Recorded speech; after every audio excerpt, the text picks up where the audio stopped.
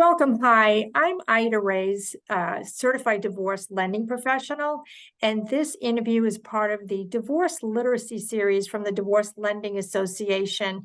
And today we have with us our guest, Scott Holzman, who is a licensed psychologist and does a lot of work in the divorce space with divorcing clients. And I wanted to give you a hearty welcome. Welcome, Scott. Hi, it's nice to be here. Absolutely. We're glad to have you. Would you kindly give us a little background information on your practice? Sure. As you said, I'm a licensed psychologist with a general therapy practice of adolescents and adults. In about the last 15 years, I started specializing in working with divorcing clients. And in that capacity, sometimes I see them for individual therapy. Sometimes I'm a collaborative divorce coach. Sometimes I see them in mediation, and sometimes I see them in parent coordination. So I do a lot of work with divorcing clients. Okay, great. Can you break down those categories? Because I think most of our listeners are not really going to know what that all means. Like, what is a collaborative coach? What does that mean? Sure. A collaborative divorce coach is one member of a multidisciplinary team. So clients who get a collaborative divorce are actually getting attorneys, mental health professionals, and financial neutrals in an agreement to not go to court and to come up with a durable agreement that resolves all financial aspects and all child-related aspects. So as a divorce coach, either as a single coach or sometimes there's a two-coach model, we work with clients to form what's called a parenting plan. And a parenting plan covers everything from medical decisions to educational decisions, has the schedule, the access schedule that the child or children will follow, how they'll manage holidays, and a whole multitude of decisions, extracurricular activities. So that document is called a parenting plan. And in a series of meetings, clients will work with a divorce coach to resolve those issues. Also, the divorce coach, as being part of the team, will sometimes attend the larger meetings and kind of help with communications, emotionality. As you probably know, going through a divorce is a highly emotional process. So clients will be kind of grieving the loss of a significant relationship. The kids are dealing with the loss as well. So as a divorce coach, you're really kind of helping them through that divorce process.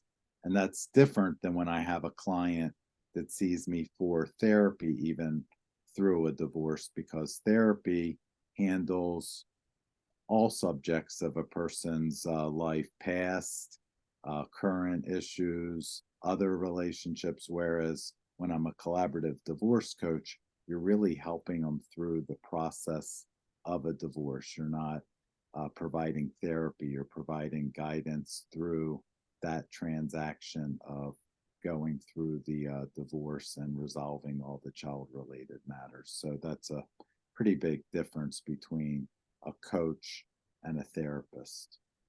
Okay, so to set the scene for a collaborative scenario, essentially you have the two parties, the spouses, the two of them, in a particular meeting with perhaps they each have their own attorney. Is that right? They each have their own attorney.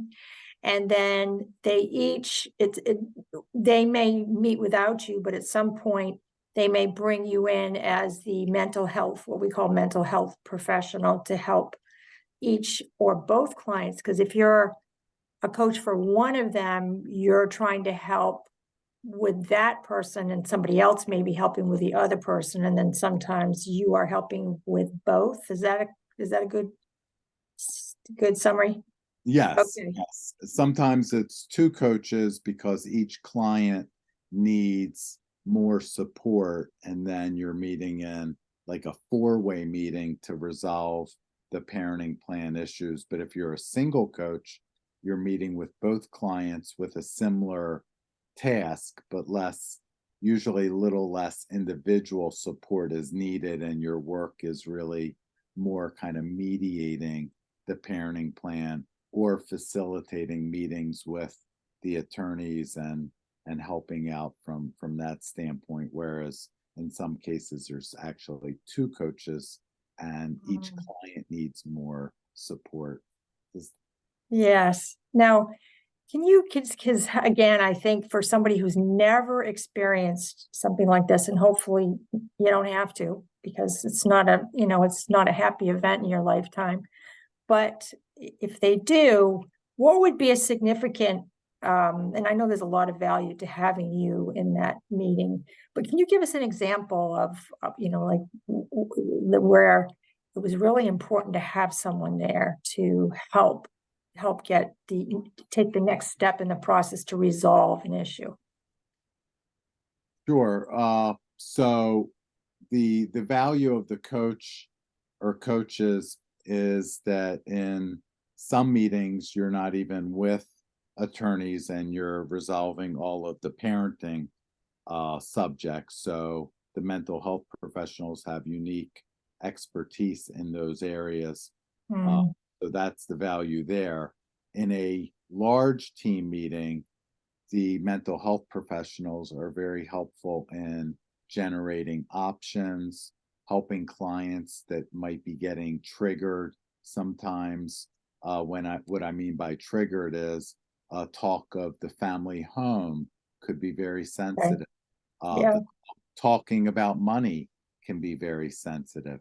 And as you're trying to negotiate, people do best when they're in a good frame of mind. So when they're getting triggered, the mental health professionals really help with the communication and really help with stress management, and sometimes help the whole team stay focused on generating helpful options and really with the whole mediation process.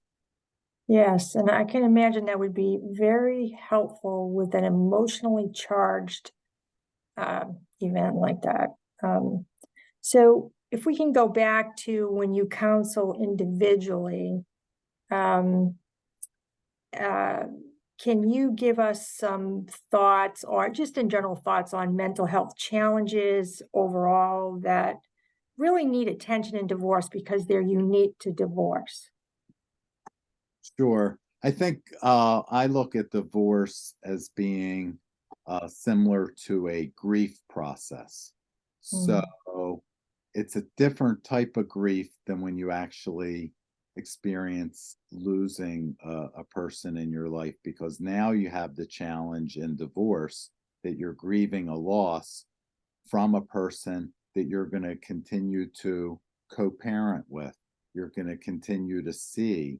That person may have a new partner at another point in down the road. So this is a unique type of grief. And what I mean by grief is the alternating emotions of 1 minute a client in a divorce is angry. The next minute they can be sad. The next minute they could be wanting to reconnect with their spouse, even though their spouse is not wanting to reconnect with them. So those emotions could alternate hours at a time, days at a time, or within the same minute almost. And so you're really on a roller coaster ride when you're dealing with divorce. And usually you'll see members of a divorce not in the same place. So you'll often have somebody that's kind of digested and ready to move on, and another partner who's lagging behind. So that's another difficult thing unique to divorce, is you'll have the clients being in different places. So that's a challenge both in counseling an individual, but also a challenge in the collaborative divorce cases as well. Now, Scott, are you often involved with counseling children of divorce, or how do you look at that? How does that handled when you see the need for some counseling?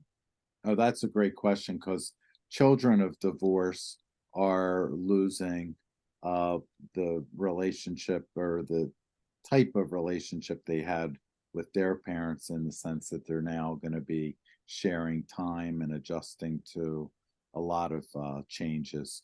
So, usually, what we'll have is in the collaborative divorce model, we'll have a child specialist who actually meets with the children and brings how the children are doing into the divorce process with the coaches. So I don't meet with the child myself.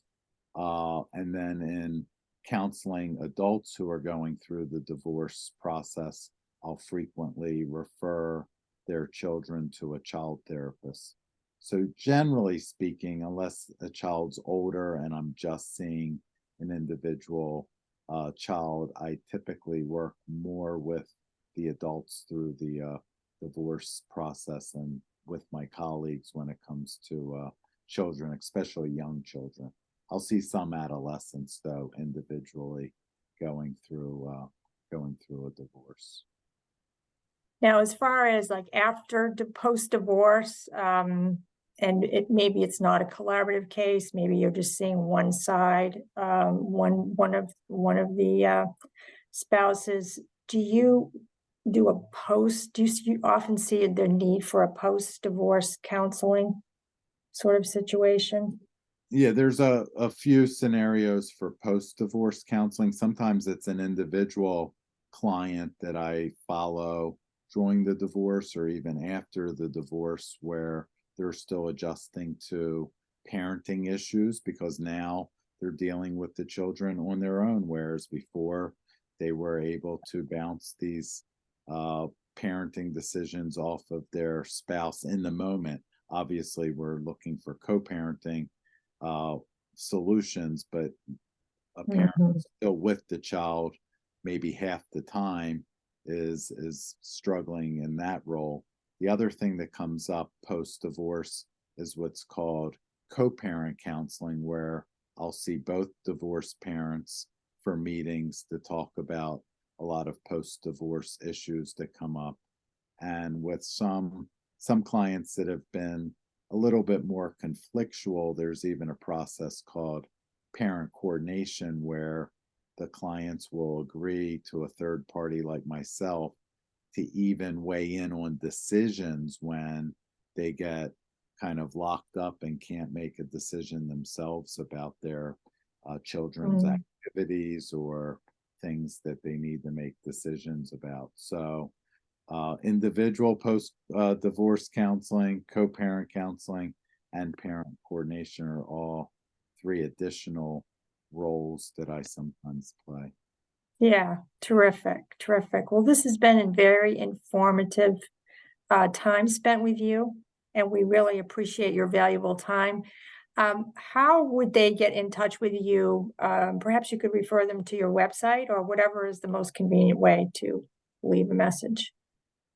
Sure, my website has my contact information, my phone number. I'm certainly open to phone calls, so they could reach me at Scott Holzman, Ph.D.com, and look at my website there uh, to reach me.